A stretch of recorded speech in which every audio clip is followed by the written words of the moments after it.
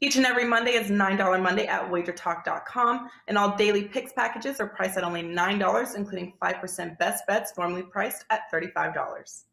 As an added bonus, any picks packages loaded early for Overnight Tuesday or action during the week will also be priced at $9 until midnight on Monday. So make sure to take advantage of getting these $25 and $35 picks for only $9 before the clock strikes 12 and they return to regular price.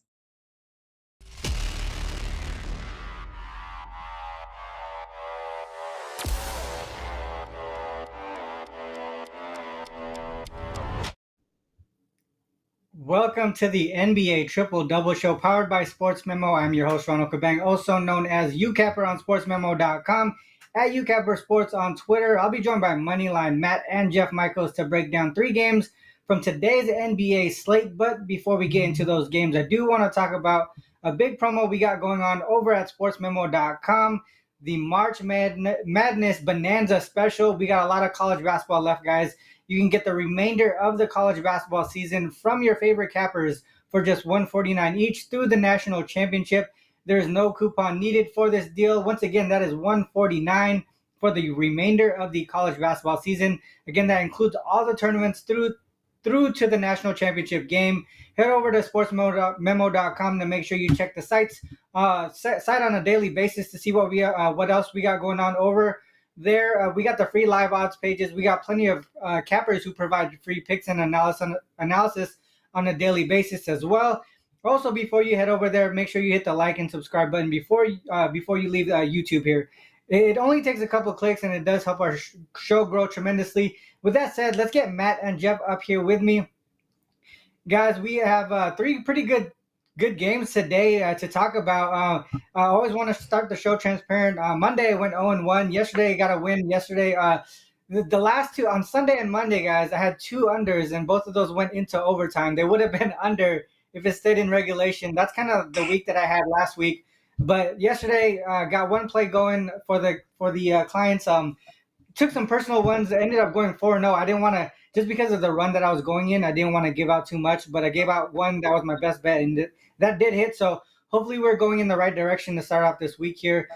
Jeff, let's start with you. How's your week been so far? I can't complain. We've pretty much broke even. We split, went 1-1 yesterday, had a nice 4% winner earlier in the week, and I got a big 5% play in college basketball tonight that I do like. So looking forward to that one, and I think we got a good spot in that line and took advantage of a bad line there. So looking forward to tonight and the tournament action to come. So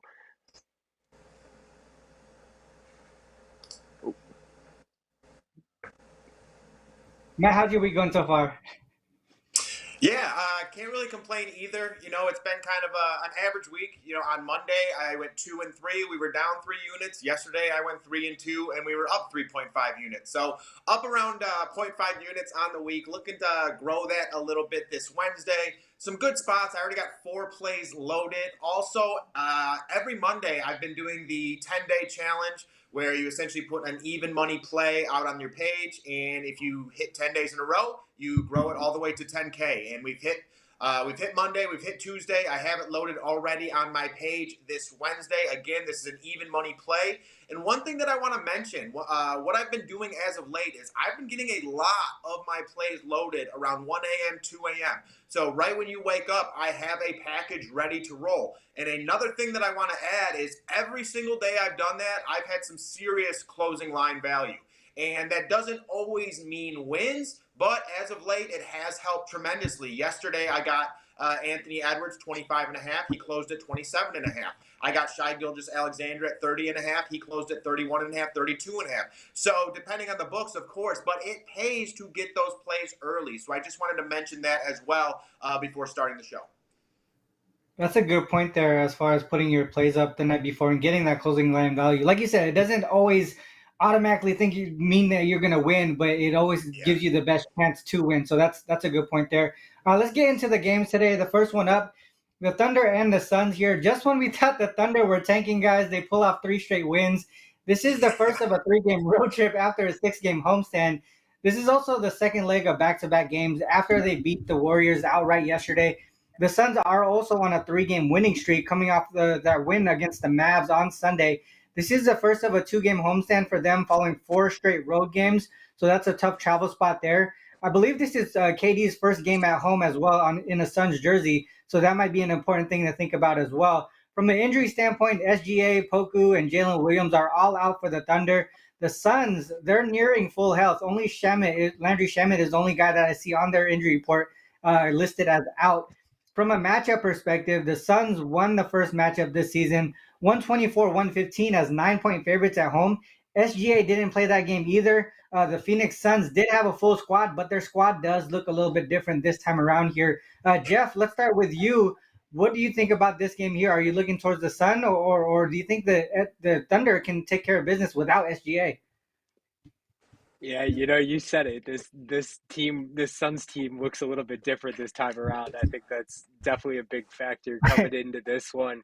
But, neither one of the teams are in a very ideal travel situation. Phoenix does have the rest advantage. They got 2 days off. Like you said, OKC pulled off the win again last night. But surprisingly enough, the teams have split the series, at least against the spread, over the last 3 years. The teams are 4-4 in their last 8 meetings, but Phoenix has won 6 out of the 8 games straight up. But you look at the runs that these teams are on. Oklahoma City, that 3-game win streak, they're winning by over 15 points per game, and they've shot 50% or better from the field in all 3 games. Phoenix, they're winning those games by double digits too. They're winning by 13 points. And, you mentioned it. This is a big switch here. First game on the road for OKC after 6 straight home games. But they're 11-2 on the road after consecutive or more games that they covered against the spread, and they've controlled the ball well. They've had 3 straight games where they've led the turnover margin by 4 or more, and they're actually 10-1 against the spread in that situation in the current tenure of their coach. But I'm also kind of looking at the over here. I'm not in love with this side. The big line here, I do think it'll be electric with KD in the new atmosphere. But a lot of trends pointing me towards the over too. Oklahoma City 14-5 off a home win this season. I mean, they're 6-0-1 to the over in the last 7 games overall. And you look at Phoenix, even a team that has kind of trended towards the under, is 4-2 over under in the last 6 games. And a big one, 17-6 to the over after putting up 130 or more points in the previous game. So I think I'm looking at the over here tonight. Yeah, I like that look a lot, actually. I mean, I think we see the same things here. We're thinking that I think the current form is what I'm thinking about, especially with the Suns and with KD. If you look at the last 2 games, they've gone over their totals in both of those by a good margin. And like I said, this is their first home game with the Suns at home. I think he's going to have a big homecoming. Suns should be able to get whatever they want offensively against this Thunder squad. I just don't think there's much motivation for the Suns to play defense tonight with SGA out. We talk about it all season long, right? When that key player is out for the opposing team, there really is no motivation. We don't see it a lot and that's why a lot of those teams who are missing those key players are covering games because the teams that are facing them, they don't really care or they don't show a lot of motivation there. But the other thing to mention too, the Suns have a really tough schedule coming up. They got the Kings, Warriors, and Bucks on deck. This is somewhat of a sandwich spot, I would say, for the Suns here. So I think they just focus on the offensive side of the ball, don't play any defense. And in that first game between each other, they didn't have SGA, but there's guys like Isaiah Joe who put up 28 points that game. I think he hit like 6 3-pointers. He's someone that you could probably look at from a prop perspective, right? Matt, what do you think about this? Yeah, I think that's a great point. It's a lot of people don't really know about Isaiah Joe all that much, but this dude's been absolutely balling. Especially from the 3-point line. His 3-point prop might be a good one. I could see him taking probably 5 or 6 threes in this matchup. And one thing with this Oklahoma City Thunder team that's really impressed me is how confident they are as a squad. And I say that with Shai Gilgeous-Alexander, without Shai Gilgeous-Alexander. This is just a team that has a ton of depth. And, going forward, next year they're going to have Chet Holmgren. Hopefully they bring some guys in through free agency and stuff like that. they're just a really fun team to watch. And I think it's going to continue tonight against the Phoenix Suns. This is a Thunder team who is on a back-to-back. They beat the Golden State Warriors last night. But I went back and looked with the games without Shai Gilgeous-Alexander. Straight up, the Thunder are 4-5 on the season and have never been beaten by more than 13 points when Shai is not in the lineup. So for me, I do like the look of this Thunder team, plus 13.5-point spread. Don't know if I'll get there. I don't know if it's one of those games I really want to hinge on a Thunder plus 13.5. But I definitely do like that overlook, like you guys were talking about. This is a Thunder team who has a ton of depth, like I was just saying. Trey Mann coming in off the bench, running that point guard position. Aaron Wiggins has been very solid on top of that. Isaiah Joe. So this is a team that has enough depth to continue to score with or without Shai Gilgeous-Alexander and with or without Jalen Williams. And my goodness, how impressive has Jalen Williams been this season? The dude's just a baller. I love watching this team. And, if you haven't watched the Suns either, this is definitely a great team to pay attention to. They're a team that's up and coming. They're a team that when they start playing good basketball as well, they tend to continue to play good basketball. So for me, I would be with the Thunder plus 13.5, but I honestly think the two of you may have talked me into liking the over a little bit more here. Yeah, another thing to add, Matt, I know you mentioned, how the Thunder do without SGA. I also looked at that last night, and they're also 5-3 to the over. If you look at their more current form, like all the games within 2023 this year, they're 5-1 to the over without SGA. And the other thing to mention, that one game that went under was a game that went under by the hook, and it was 115-124, a loss to the Kings. The total was 239.5, so they barely went under, but that was a super high total. And another thing to mention too, if you don't like the big over here, one thing you can do is actually pivot towards that Thunder team total as well. Their team total is at 110 tonight. The Thunder have gone over 110 in 8 of those 9 games without SGA this season. Actually, all 8 of those games, they hit 115 at least. The one that they did stay under, well, they scored 106 against the Wolves, and this was the second game of the season. And both teams in that matchup really don't even look like how they do now as far as who they have in the roster. Other than that, guys, I do like the over. Maybe a pivot towards the team total on the Thunder. Just like Matt, I mean, that plus 13.5 seems like a lot, but I just feel like the Suns can really put up like 130 if they wanted to tonight. So with that said, let's move on to the next one here. We got the Mavs and the Pelicans. The Mavs are coming off of a win over the Jazz last night, so the second leg of back-to-back games for them. This is also the first of a 2-game road trip following 6 straight home games. The Pelicans, they're on a 2-game losing streak, actually losing and failing to cover in 6 of their last 7 games. This is the first of a 4-game homestand following 3 straight road games for them. From an injury perspective, JaVale McGee and Reggie Bullock are both out. Actually, both questionable for the Mavs. Alvarado and Zion and Nance are still out for the Pelicans.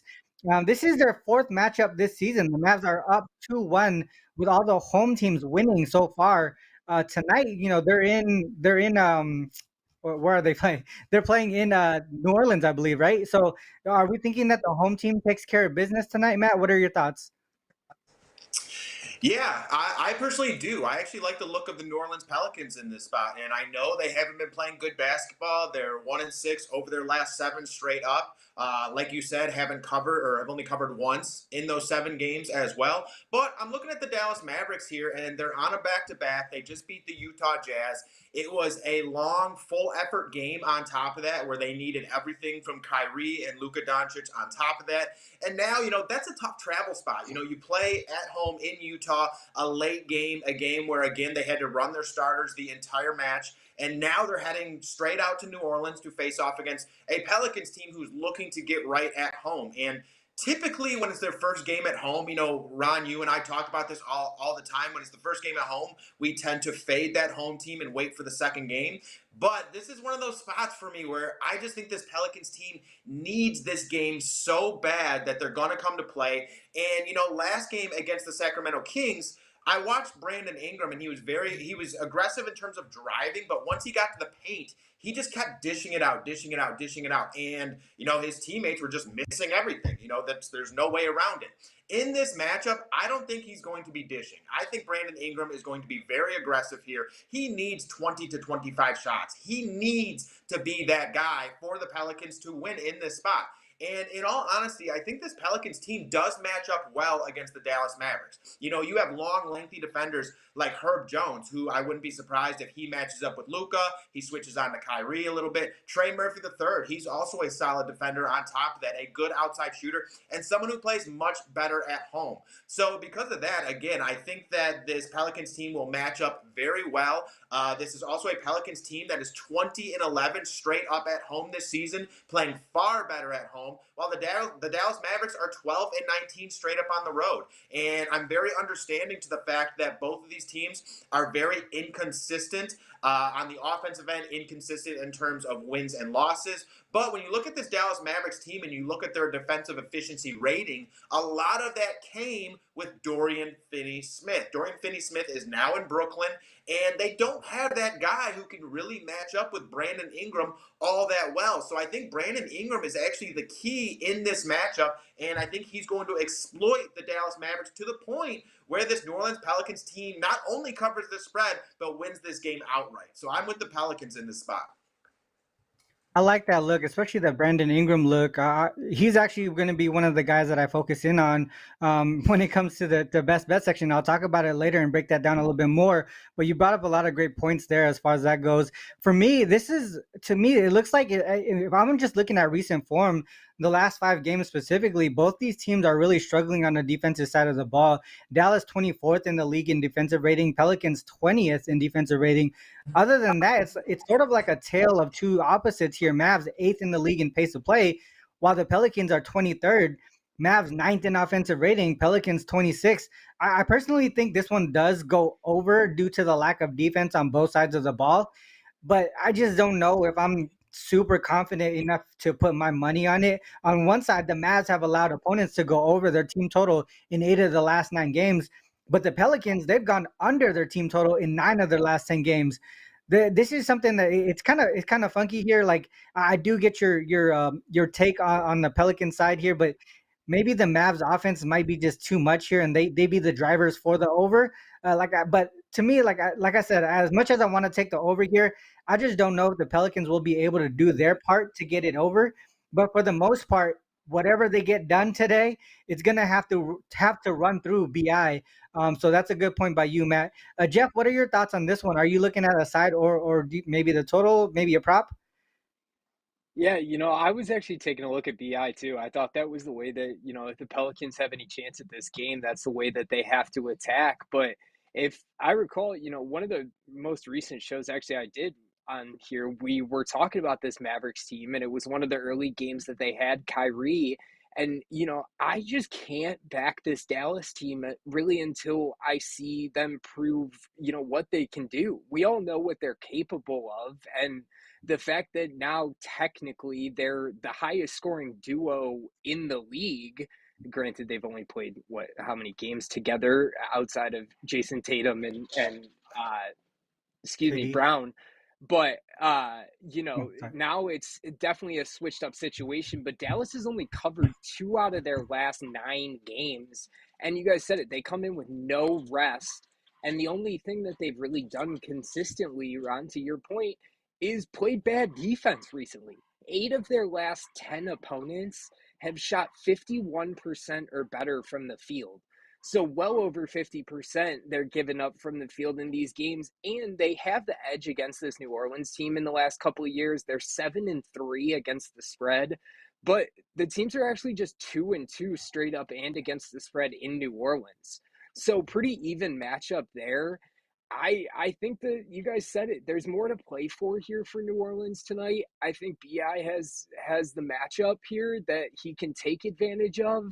And I think it's a good situation for him. And I still wait to really see the 2 guards, coming out of Dallas be able to play together at a championship level that we know and thought was potentially possible when we saw Kyrie come to this Dallas team. So one day I may be back in the Mavericks, but today I'm with Matt. I'm going with the Pelicans tonight.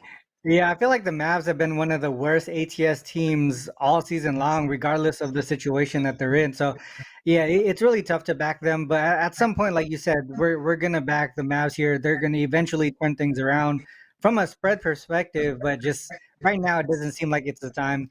Let's move on to the last game here that we're gonna be talking about: the Raptors and the Clippers.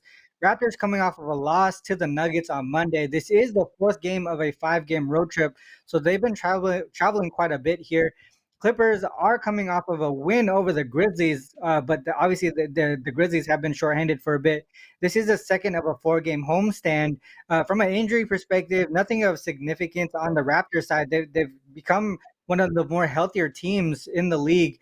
On the opposite side, the Clippers, they are without Norman Powell. The Clippers won and covered the first matchup of the season, 124-113 as 4-point dogs in Toronto. What are your guys' thoughts on this one? Does Toronto get their revenge tonight? Or one thing, before you guys get into that, one thing that I do want to mention is before, earlier in the season, Matt, we talked about the Clippers a lot being really a cash cow for unders at home specifically, but they've been going over lately. I think, a big thing has to do with Westbrook, right? I mean, what are your thoughts on this game here? I can't see an under in this game. Only way that I could look is an over, but yeah, I'm not 100% sure here. What are your thoughts? Yeah, for me, if I'm being honest, this is a game that I'm probably staying away from. In terms of the Clippers or the Raptors taking a side, both these teams are just so inconsistent at this point in time. I talked about the Raptors on our last episode of going against the Nuggets, and the Raptors covered that spread. And that was a spot where I was pretty unsure what was going to happen there, just because, again, with the team and the starting lineup that this Toronto team has, with Fred VanVleet, Gary Trent, Scotty Barnes, Pascal Siakam, now Jakob Poeltl, and, they're a talented squad. They can go out there and they can compete with anyone. But I'm just unsure when that's going to happen. And like to your point earlier, right now, they're in the middle of a 4-game road trip. I would imagine that they're getting a little tired here. This is, in my eyes, a bigger spot for the Clippers. They do need this game. So if there's anywhere that I would go here, it would probably be with the Clippers.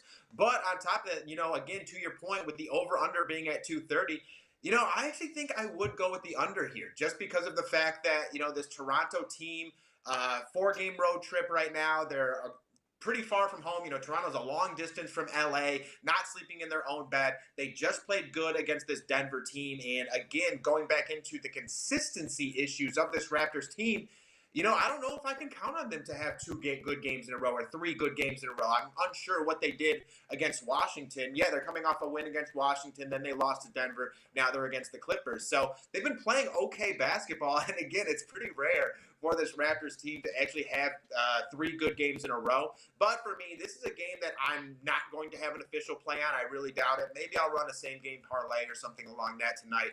But I'm more so focusing in on that New Orleans game and the Dallas game. I think there's more opportunity there. But for me, if I had to go anywhere, I think I would side with the Clippers and the under. Yeah, the Clippers side makes sense to me. I mean, obviously their defense has been struggling, especially since Westbrook joined the squad. One thing that I remember is one of the post-game interviews, one of the head coaches talked about going from east to west. And, when they travel from all the way from the East Coast to the West Coast, they typically say that they get that jet lag on the second game, not the first game. So the Raptors here, they came from Washington, D.C., then they go to Denver, and then this is their second game going from east to west, so maybe they do get that jet lag here and struggle offensively. But what are your thoughts on this one, Jeff? Do you think it's an under game here, or do you kind of see the Clippers continue to be an over team for the current moment? I think this is an exciting game to watch. I'll tell you that. And there's a couple things that I like, but I wouldn't say much from a betting angle that I love about this game. Ron, I think I'm looking at the over. Like, you kind of mentioned it before too. Toronto, they've gone over in 3 straight games too. And from the stats side of it, 5 straight games that they've allowed opponents to shoot 50% or better. And they've had back-to-back games themselves that they've shot 50% or better. So they've actually shown up on both sides of the ball to some perspective, to some extent, even though they may not have the record to show for it. And you got a Clippers team that is 6-2 to the over in the last 8, and they're 8-4 to the over in the last 12. But I think my most confident look here is actually looking at Siakam. I almost put his props within my best bet today because Clippers, they've allowed the second most points to power forwards in the league. It's not going to be their strongest position from a defensive side, and they've allowed the second most threes to the power forward position per game, which is something that Siakam's done better this year, really, than he has ever done in his career. He had 8 straight games that he put up 20 points or more, but he has struggled in the last couple. His points are at 22.5. I would look over there. His threes are at 1.5. I would look over there. And, honestly, I believe his PRA, his points, rebounds, and assists are at 34.5. And even if he stays under 20 points in this situation, he's one of the few players that are among the tops in all 3 of those statistical categories on their team, and he could take advantage of that power forward position against the Clippers tonight too. So I could be looking to attack some Siakam props tonight. Yeah, this might be one of those games that you do look at the prop section. I was kind of looking at that too as well. One thing to mention on the Clippers side here, especially with just the difference between with Westbrook versus without him, offensive rating increased from 114.6 to 117 with Westbrook. Their pace of play increased dramatically. They went from 96.75 to 101.85 with Westbrook. And then the biggest change, I think, to me, has really been their defense. The Clippers' defensive rating went from 114.3 to 122.8 with Westbrook in the lineup. So that's the biggest reason why I can't take an under on a Clippers game, is because of that pace of play and the lack of defense. And it kind of goes before even before Westbrook joined the squad. The Clippers have allowed opponents to go over their team total in 10 of their last 12 games, and Westbrook has only been with them for 6 games. On the Raptors side, like you mentioned, Jeff, that they've gone over in 3 straight. One of them did go over because of OT, but for the most part, they're getting a lot healthier and their offense is starting to click a little bit. They've gone over their team total in 8 of the last 12 road non-conference games. If I was forced to put money on this game, I would say Raptors team total over would be the way that I go, or the full game over, one of those specific ways. But with that said, I really do actually like, from a prop perspective, Westbrook assists. His assist continues to stay at 6.5. He's averaging 12 potential assists per game with the with the Clippers here. I know he had a couple OT games, but even if you take those out, he's still averaging close to 10 potential assists per game. It's just the fact that some of the guys are not making the shots, especially a couple of games ago. He had I think he had 13 potential assists and still didn't go over his number. So there's opportunity for him with the pace of play here. I think if I was to put money on something, it would probably be that Westbrook over assist here. With that said, guys, let's get on to the best bet section. Matt, let's start with you here. What's your best bet for today's show, and talk about what you got going on the premium side?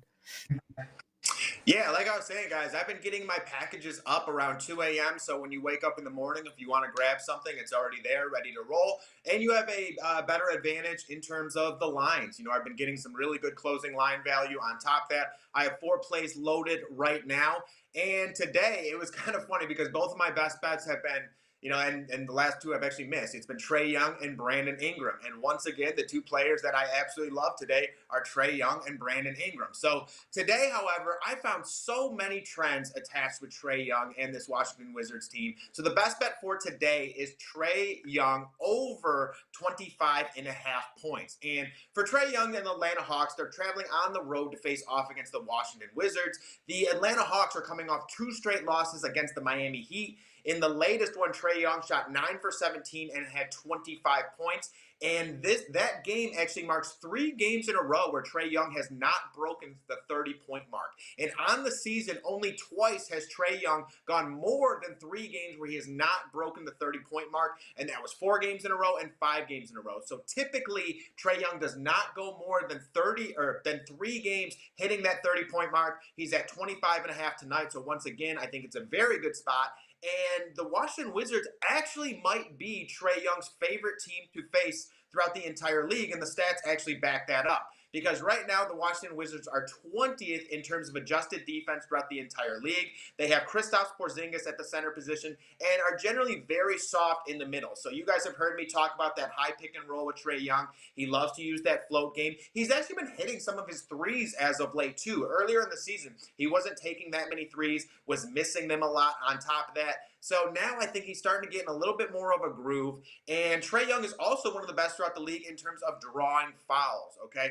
This season, though, Trae Young is averaging 31 points and 7 assists when facing this Wizards team and has actually gone over 25.5 against the Washington Wizards in 8 of his last 10 games. Okay, 6 of those games he went over 30 points. 2 of those games he went over 40 points on top of that. So not only does Trae Young tend to go over against the Washington Wizards, he tends to absolutely go off. And you guys have heard me talk about this before. When your team has their backs against the wall, like the Atlanta Hawks have right now, those are 2 brutal losses to the Miami Heat. You know, they're in the same division. They're both in playoff contention, fighting for seeding. So 2 terrible losses against the Miami Heat. The guy that I think they're going to look to tonight is going to be Trae Young. I expect him to be very aggressive. I actually didn't go points plus assists because this is one of those matchups where I think Trae is just going to try and focus on the scoring here. And of course, he will probably have 5, 6, 7 assists, something like that. But I don't know if I'm going to get to that 10 assist range. So for me, it's Trae Young over 25.5 points tonight.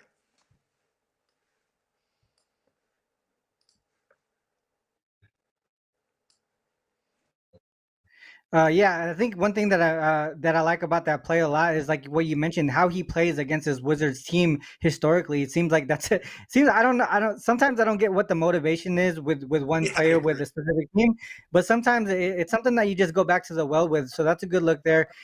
Jeff, let's go with you here. What's your best bet for today, and what do you have going on the premium side as well? Yeah, I kind of mentioned it at the top of the show, but I do have a big 5% college basketball play that I'm looking forward to tonight. We're on a 9-2 sides run on 5% plays and 11-4 overall in the last 15. So I think we took advantage of a good line, got it early. If you got it with me, if not, go check it out now before it changes too much more. But you know, that Miami team that Matt mentioned that beat the Hawks, you know, a couple games in a row there. I'm looking at that game tonight, playing against, yeah, my Cleveland team, but I'm not looking at the side. I'm looking at the total in this one, looking at it staying under tonight. 4 out of the last 5 meetings between these Cavs and the Heat have stayed under the total. I know it's not, you know, not quite the Cleveland Miami matchup that we used to have a couple years ago, but you know, I think that this is going to be a defensive matchup here, no question. I mean, the only position that Cleveland's really struggled with defensively has been that power forward position. Surprisingly, Evan Mobley can play at multiple levels, but he's gotten beat at, you know, in a couple different moments in time. And that's one position that I don't think Miami can really take advantage of them tonight. I mean, they got a couple guys, obviously, but Kevin Love's been sick. I believe illness has been the reason that he was missed, and I believe he's still questionable tonight at the last time that I checked.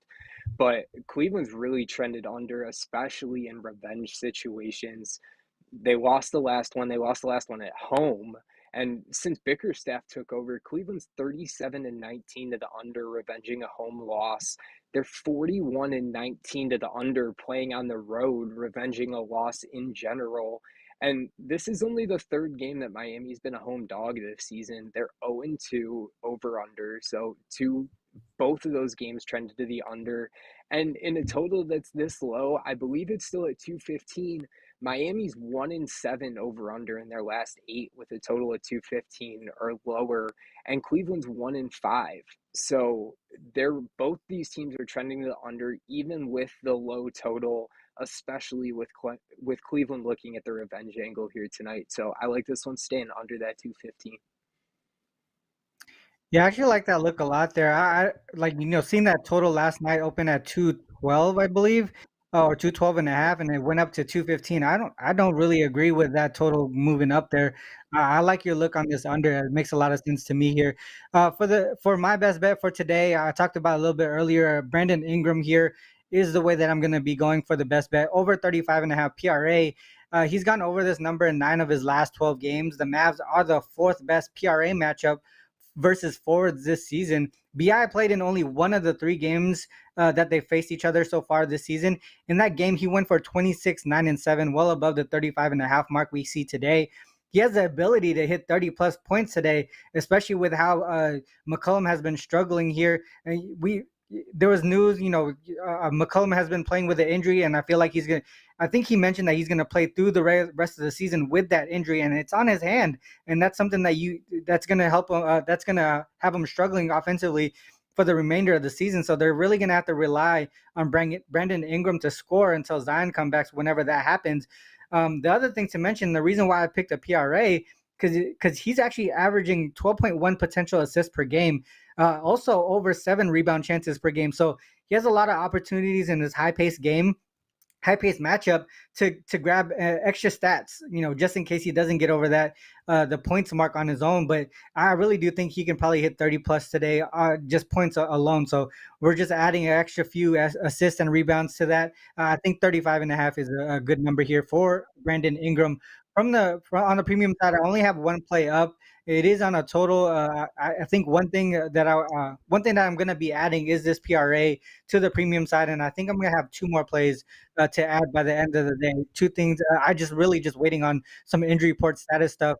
One thing that I saw yesterday was Philly not announcing an injury or a player being out until 45 minutes before the game starts. So some of these key games where I feel like we're really close to the number, I really want to just wait until the injuries. And as much as I want to post, plays overnight, those things are really very, like, I'm really cautious of, because we're playing with money here, and I want to make sure that the games that I'm close to with injury implications, back to backs and things like that, really got to wait for this injury report status to come out.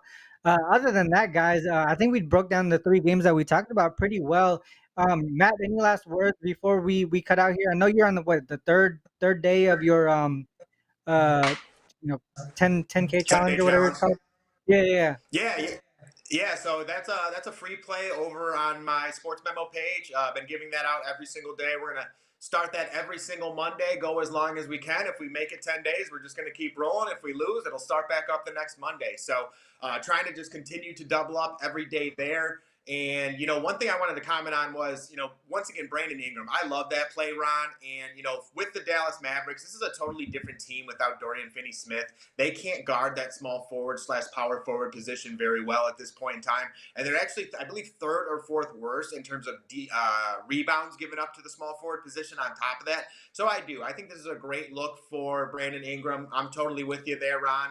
And looking to just keep the positive streak going. We're coming off a positive day yesterday and just looking to turn it over into this Wednesday. So best of luck tonight, everyone. Yeah, Jeff, any last words before we cut out here? Yeah, no, as always, guys, it's been a pleasure. Love talking NBA with you guys, and looking forward to maybe shooting a little March Madness stuff around at some point here too. But a lot of exciting NBA action as we close into the postseason too. So looking forward to see how all that plays out.